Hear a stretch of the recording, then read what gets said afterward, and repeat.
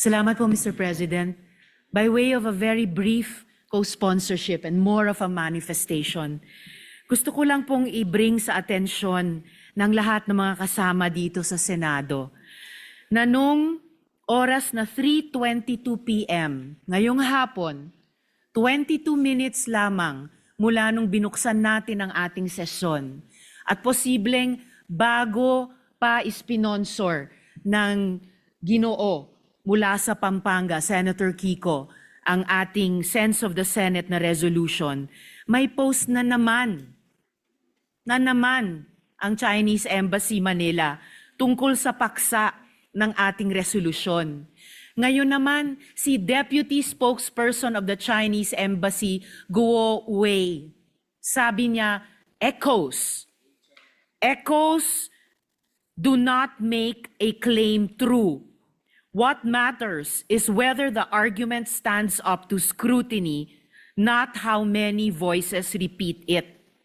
At nirepost nila yung visuals ng 15 senators condemn Chinese embassy's criticism of Philippine officials.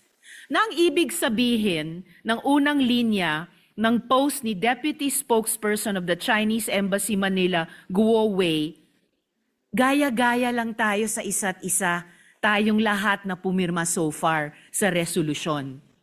Ang ibig sabihin sa post niya, hindi daw tatayo yung ating pagkondena sa mga pinagsasabi nila bago pa ang araw na ito at hindi tatayo yung ating iginigiit na may karapatan at tungkulin tayong itaguyod ang pambansang interes.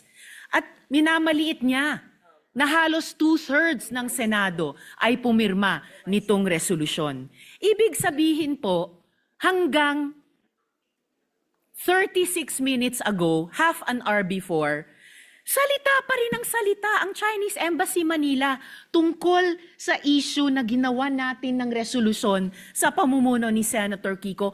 Ganyan pa rin ang tono nila, bastos, walang paggalang. At gusto pa rin nila sila ang masusunod. Hindi lang sa dagat ng Pilipinas, hindi lang sa social media ng Pilipinas, pati sa Senado ng Pilipinas.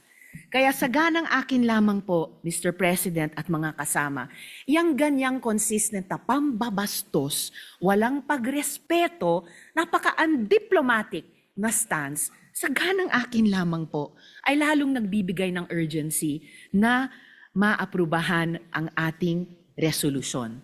Salamat po, Mr. President.